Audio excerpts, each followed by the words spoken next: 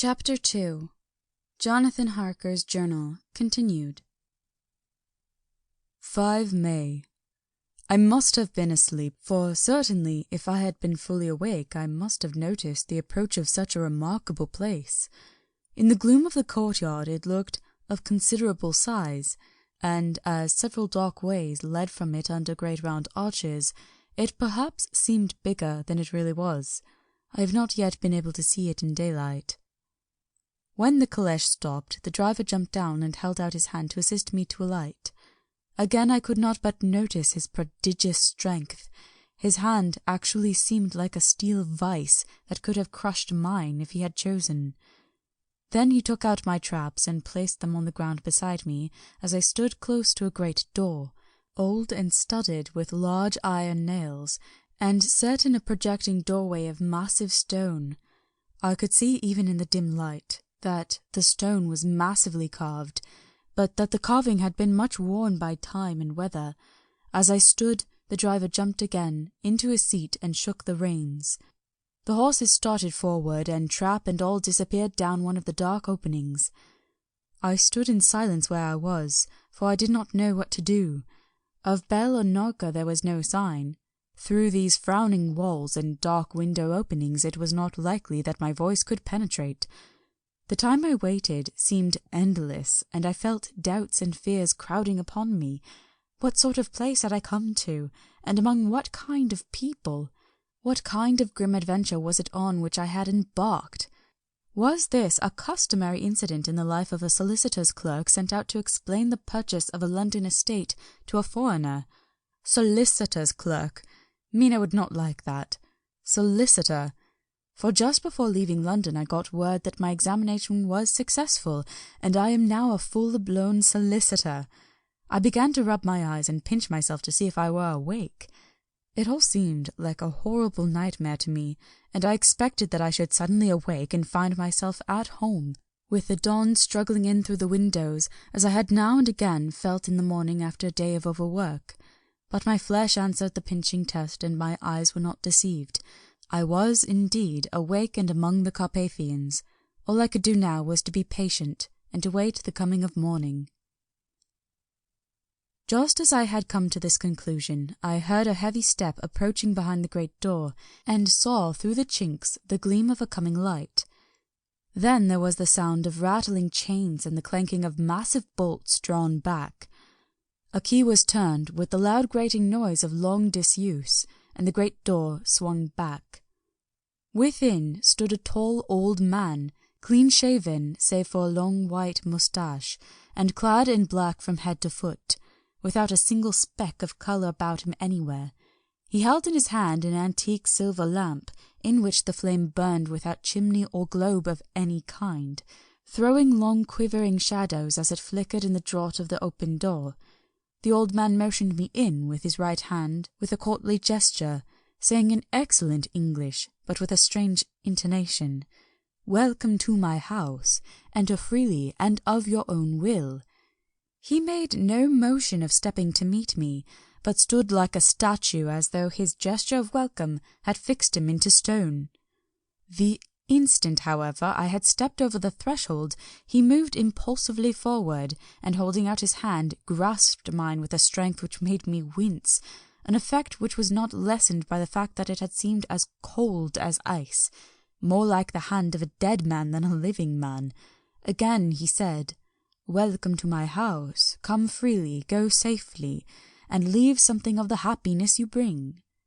The strength of the handshake was so much akin to that which I had noticed of the driver, whose face I had not seen, that for a moment I doubted if it were not the same person to whom I was speaking.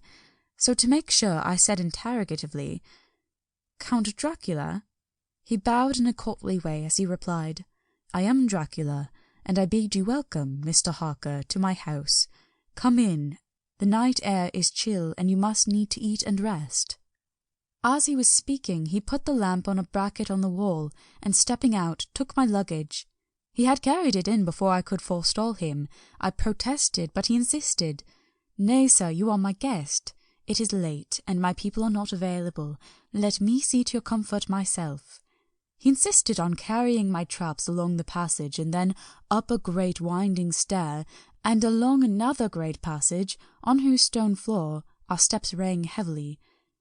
At the end of this he threw open a heavy door, and I rejoiced to see within a well-lit room in which a table was spread for supper, and on whose mighty hearth a great fire of logs, freshly replenished, flamed and flared. The Count halted, putting down my bags, closed the door, and crossing the room opened another door, which led to a small octagonal room, lit by a single lamp, and seemingly without a window of any sort. Passing through this, he opened another door and motioned me to enter. It was a welcome sight, for here was a great bedroom, well lighted and warmed with another log fire, also added to, but lately, for the top logs were fresh, which sent a hollow roar up the wide chimney. The Count himself left my luggage inside and withdrew, saying before he closed the door, "You will need, after your journey, to refresh yourself by making your toilet. I trust you will find all you wish. When you are ready, come into the other room, where you will find your supper prepared." The light and warmth of the Count's courteous welcome seemed to have dissipated all my doubts and fears. Having then reached my normal state, I discovered that I was half famished with hunger, so making a hasty toilet, I went to the other room. I found supper already laid out. My host, who stood on one side of the great fireplace, leaning against the stonework, made a graceful wave of his hand to the table and said, "I pray you, be seated and sup how you please. You will, I trust, excuse me that I do not join you, but I have dined already, and I do not sup." I handed to him the sealed letter which Mr. Hawkins had entrusted to me. He opened it and read it gravely, then, with a charming smile, he handed it to me to read. One passage of it, at least, gave me a thrill of pleasure. "I must regret that an attack of gout, from which malady I am constant sufferer, forbids me absolutely any travelling on my part for some time to come, but I am happy to say that I can send a sufficient substitute, one in whom I have every possible confidence. He is a young man, full of energy and talent in his own way, and of a very faithful disposition. He is discreet and silent, and has grown into manhood in my service. He shall be ready to attend on you when you will during his stay, and shall take your instructions in all matters." The Count himself came forward and took off the cover of a dish, and I fell at once on an excellent roast chicken. This, with some cheese and a salad and a bottle of old Tokay, of which I had 2 glasses, was my supper. During the time I was eating it, the Count asked me many questions as to my journey, and I told him by degrees all I had experienced. By this time I had finished my supper, and by my host's desire had drawn up a chair by the fire, and began to smoke a cigar, which he offered me, at the same time excusing himself that he did not smoke. I had now an opportunity of observing him, and found him of a very marked physiognomy. His face was strong, a very strong aquiline, with high bridge of the thin nose and peculiarly arched nostrils, with lofty domed forehead, and hair growing scantily round the temples but profusely everywhere. His eyebrows were very massive, almost meeting over the nose, and with bushy hair that seemed to curl in its own profusion. The mouth, so far as I could see under the heavy moustache, was fixed and rather cruel-looking, with particularly sharp white teeth. These protruded over the lips, whose remarkable ruddiness showed astonishing vitality in a man of his years. For the rest, his ears were pale, and at the tops extremely pointed. The chin was broad and strong, and the cheeks firm, though thin. The general effect was one of extraordinary pallor. Hitherto I had noticed the backs of his hands as they laid on his knees in the firelight, and they had seemed rather white and fine. But seeing them now close to me, I could not notice but they were rather coarse, broad with squat fingers. Strange to say, there were hairs in the centre of the palm. The nails were long and fine, and cut to a sharp point. As the Count leaned over me and his hands touched me, I could not repress a shudder. It may have been that his breath was rank, but a horrible feeling of nausea came over me, which, do what I would, I could not conceal. The Count, evidently noticing it, drew back, and with a grim sort of smile, which showed more than he had yet done, his protuberant teeth, sat himself down again on his own side of the fireplace. We were both silent for a while, and as I looked towards the window I saw the first dim streak of the coming dawn. There seemed a strange stillness over everything, but as I listened I heard, as if from down below the valley, the howling of many wolves. The Count's eyes gleamed as he said, "Listen to them, the children of the night, what music they make!" Seeing, I suppose, some expression in my face strange to him, he added, "Ah, sir, you dwellers in the city cannot enter into the feelings of the hunter." Then he rose and said, "But you must be tired. Your bedroom is all ready, and tomorrow you shall sleep as late as you will. I have yet to be away till the afternoon, so sleep well and dream well." With a courteous bow, he opened for me himself the door to the octagonal room, and I entered my bedroom. I am all in a sea of wonders. I doubt, I fear, I think strange things which I dare not confess to my own soul. God keep me, if only for the sake of those dear to me. 7 May. It is again early morning, but I have rested and enjoyed the last 24 hours. I slept till late in the day, and woke of my own accord. When I had dressed myself, I went into the room where we had supped, and found a cold breakfast laid out, with coffee kept hot by the pot being placed on the hearth. There was a card on the table on which was written, "I have to be absent for a while. Do not wait for me. D." I set to and enjoyed a hearty meal. When I had done, I looked for a bell so that I might let the servants know I had finished, but I could not find one.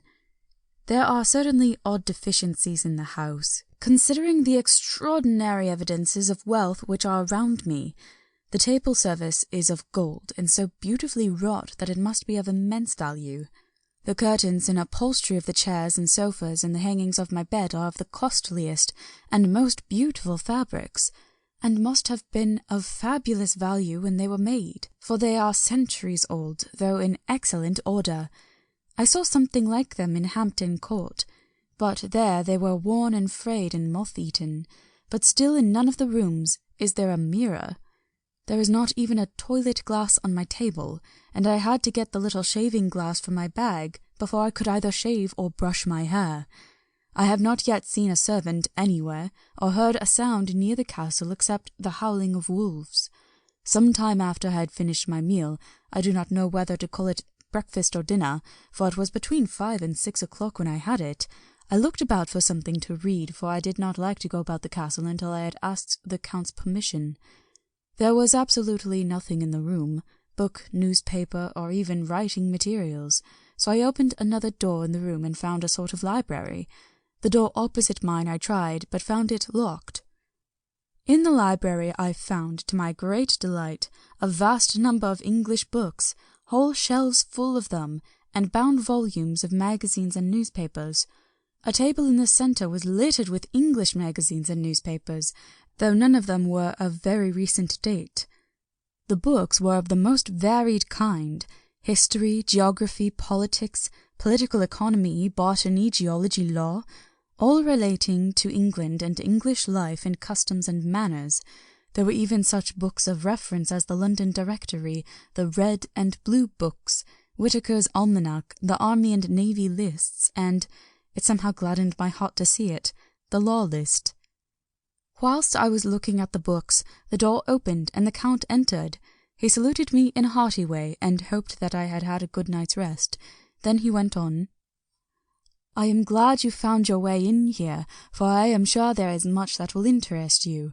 These companions," he had laid his hand on some of the books, "have been good friends to me, and for some years past, ever since I had the idea of going to London, have given me many, many hours of pleasure. Through them I have come to know your great England, and to know her is to love her.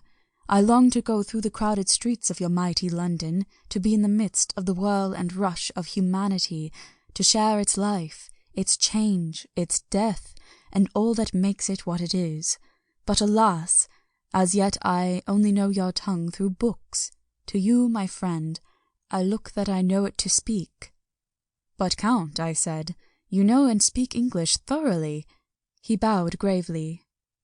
I thank you, my friend, for all your too flattering estimate, but yet I fear that I am but a little way on the road I would travel. True, I know the grammar and the words, but yet I know not how to speak them. Indeed, I said, you speak excellently. Not so, he answered. Well, I know that, did I move and speak in your England, none there are who would not know me for a stranger. That is not enough for me. Here I am noble, I am boyar, the common people know me, I am master, but a stranger in a strange land, he is no one, men know him not, and to know not is to care not for. I am content if I am like the rest, so that no man stops if he see me, or pause in his speaking if he hear my words. Ha ha, stranger! I have been so long master that I would be master still, or at least that none other should be master of me. You come to me not alone as agent of my friend Peter Hawkins of Exeter to tell me all about my new estate in London. You shall, I trust, rest here with me a while, so that by our talking I may learn the English intonation, and I would that you tell me when I make error, even of the smallest, in my speaking. I am sorry that I had to be away so long today, but you will, I know, forgive one who has so many important affairs in hand.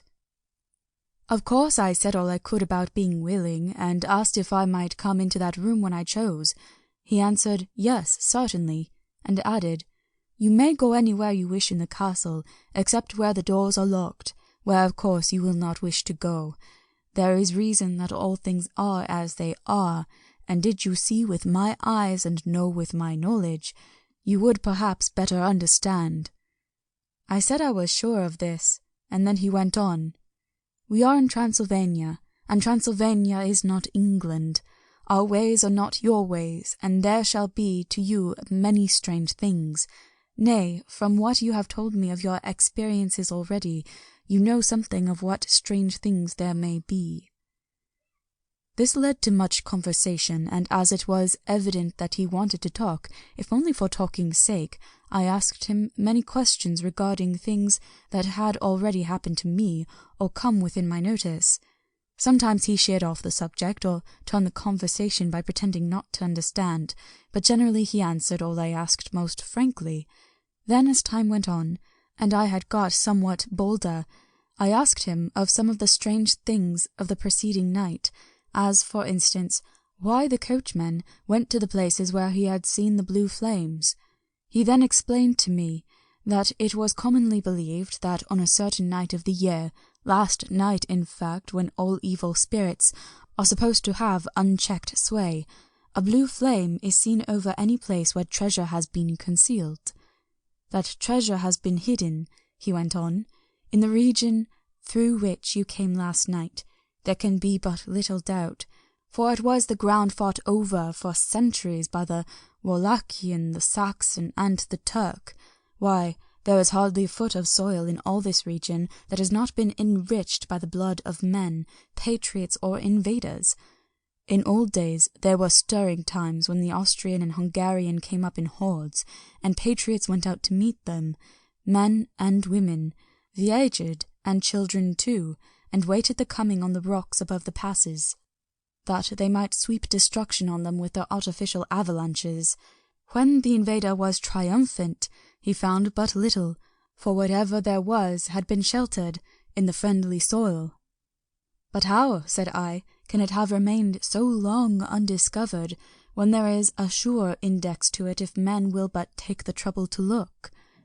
The Count smiled, and his lips ran back over his gums, the long, sharp canine teeth showed out strangely. He answered, because your peasant is at heart a coward and a fool.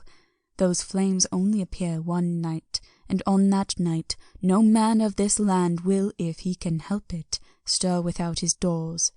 And, dear sir, even if he did, he would not know what to do.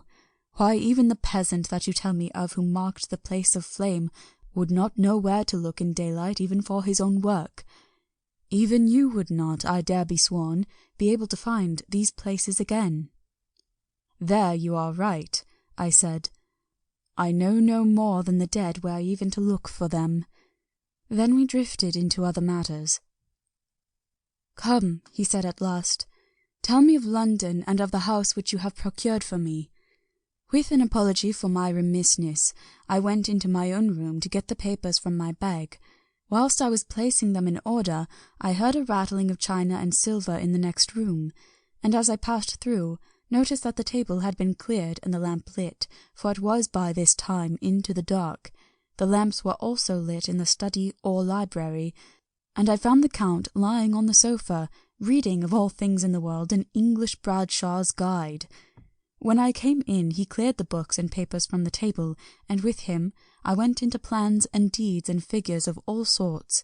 He was interested in everything, and asked me a myriad of questions about the place and its surroundings. He clearly had studied beforehand all he could get on the subject of the neighbourhood, for he evidently at the end knew very much more than I did. When I remarked this, he answered, "Well, but, my friend, is it not needful that I should? When I go there, I shall be all alone, and my friend, Harker Jonathan— nay, pardon me, I fall into my country's habit of putting your patronymic first— my friend Jonathan Harker will not be by my side to correct and aid me.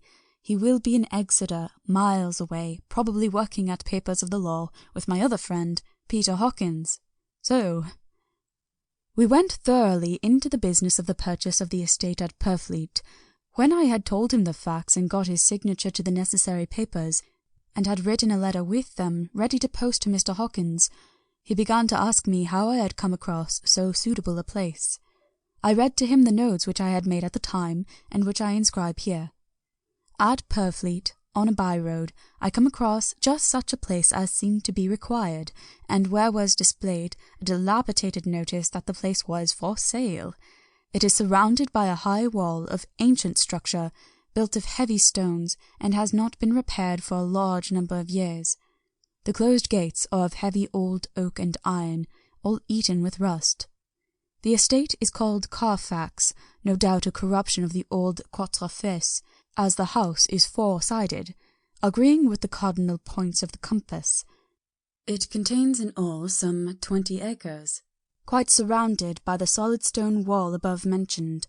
There are many trees on it, which make it in places gloomy, and there is a deep, dark-looking pond or small lake, evidently fed by some springs, as the water is clear and flows away in a fair-sized stream. The house is very large, and of all periods back, I should say to medieval times, for one part is of stone immensely thick, with only a few windows high up, and heavily barred with iron. It looks like a part of a keep, and is close to an old chapel or church. I could not enter it, as I had not the key of the door leading to it from the house. But I have taken with my kodak views of it from various points. The house has been added to, but in a very straggling way, and I can only guess at the amount of ground it covers, which must be very great. There are but few houses close at hand, one being a very large house only recently added to and formed into a private lunatic asylum. It is not, however, visible from the grounds. When I had finished, he said, "I am glad that it is old and big. I myself am of an old family, and to live in a new house would kill me. A house cannot be made habitable in a day, and after all, how few days go to make up a century. I rejoice also that there is a chapel of old times. We Transylvanian nobles love not to think that our bones may lie amongst the common dead. I seek not gaiety nor mirth, not the bright voluptuousness of much sunshine and sparkling waters which please the young and gay. I am no longer young, and my heart, through weary years of mourning over the dead, is not attuned to mirth. Moreover, the walls of my castle are broken, the shadows are many, and the wind breathes cold through the broken battlements and castlements. I love the shade and the shadow, and would be alone with my thoughts when I may." Somehow his words and his look did not seem to accord, or else it was that his cast of face made his smile look malignant and saturnine. Presently, with an excuse, he left me, asking me to put all my papers together. He was some little time away, and I began to look at some of the books around me. One was an atlas which I found opened naturally at England, as if that map had been much used. On looking at it I found in certain places little rings marked, and on examining these I noticed that one was near London on the east side, manifestly where his new estate was situated.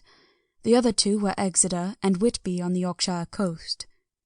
It was the better part of an hour when the Count returned. "Aha," he said, "still at your books? Good. But you must not work always. Come, I am informed that your supper is ready." He took my arm, and we went into the next room, where I found an excellent supper ready on the table. The Count again excused himself, as he had dined out on his being away from home, but he sat as on the previous night and chatted whilst I ate. After supper I smoked, as on the last evening, and the Count stayed with me, chatting and asking questions on every conceivable subject, hour after hour. I felt that it was getting very late indeed, but I did not say anything, for I felt under obligation to meet my host's wishes in every way. I was not sleepy, as the long sleep yesterday had fortified me, but I could not help experiencing that chill which comes over one at the coming of dawn, which is like, in its way, the turn of the tide. They say that people who are near death die generally at the change of the dawn or at the turn of the tide. Anyone who has, when tired, and tied as it were to his post, experienced this change in the atmosphere, can well believe it. All at once we heard the crow of a cock coming up with preternatural shrillness through the clear morning air. Count Dracula, jumping to his feet, said, "Why, there is the morning again! How remiss am I to let you stay up so long! You must make your conversation regarding my dear new country of England less interesting, so that I may not forget how time flies by us." And with a courtly bow, he quickly left me. I went into my own room and drew the curtains, but there was little to notice. My window opened into the courtyard. All I could see was the warm grey of quickening sky. So I pulled the curtains again, and have written of this day. 8 May. I began to fear as I wrote in this book that I was getting too diffuse, but now I am glad that I went into detail from the first, for there is something so strange about this place and all in it, that I cannot but feel uneasy. I wish I were safe out of it, or that I had never come. It may be that the strange night existence is telling on me, but would that that were all. If there were anyone to talk to, I could bear it, but there is no one. I have only the Count to speak with, and I fear I am myself the only living soul within the place. Let me be prosaic, so far as facts can be. It will help me to bear up, and imagination must not run riot with me. If it does, I am lost.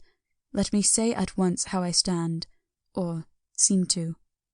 I only slept a few hours when I went to bed, and feeling that I could not sleep any more, got up. I had hung my shaving glass by the window, and was just beginning to shave. Suddenly I felt a hand on my shoulder, and heard the Count's voice saying to me, "Good morning." I started, for it amazed me that I had not seen him, since the reflection of the glass covered the whole room behind me. In starting, I had cut myself slightly, but did not notice it at the moment. Having answered the Count's salutation, I turned to the glass again to see how I had been mistaken. This time there could be no error, for the man was close to me, and I could see him over my shoulder, but there was no reflection of him in the mirror. The whole room behind me was displayed, but there was no sign of a man in it except myself. This was startling, and, coming on the top of so many strange things, was beginning to increase that vague feeling of uneasiness which I always have when the Count is near. But at the instant I saw that the cut had bled a little, and blood was trickling over my chin. I laid down the razor, turning as I did so half round to look for some sticking plaster. When the Count saw my face, his eyes blazed with a sort of demoniac fury, and he suddenly made a grab at my throat. I drew away, and his hand touched the string of beads which held the crucifix. It made an instant change in him, for the fury passed so quickly that I could hardly believe that it was ever there. "Take care," he said, Take care how you cut yourself. It is more dangerous than you think in this country." Then, seizing the shaving-glass, he went on, "And this is the wretched thing that has done the mischief. It is a foul bauble of man's vanity. Away with it!" And opening the heavy window with one wrench of his terrible hand, he flung out the glass, which was shattered into 1,000 pieces on the stones of the courtyard far below. Then he withdrew without a word. It is very annoying, for I do not see how I am to shave, unless in my watch-case or the bottom of the shaving-pot, which is fortunately of metal. When I went into the dining-room, breakfast was prepared, but I could not find the Count anywhere, so I breakfasted alone. It is strange that as yet I have not seen the Count eat or drink. He must be a very peculiar man. After breakfast I did a little exploring in the castle. I went out on the stairs and found a room looking towards the south. The view was magnificent, and from where I stood there was every opportunity of seeing it. The castle is on the very edge of a terrible precipice. A stone falling from the window would fall 1,000 feet without touching anything. As far as the eye can reach is a sea of green tree-tops, with occasionally a deep rift where there is a chasm. Here and there are silver threads where the rivers wind in deep gorges through the forests. But I am not in heart to describe beauty, for when I had seen the view I explored further. Doors everywhere, and all locked and bolted. In no place, save from the windows in the castle walls, is there an available exit. This castle is a veritable prison, and I am a prisoner.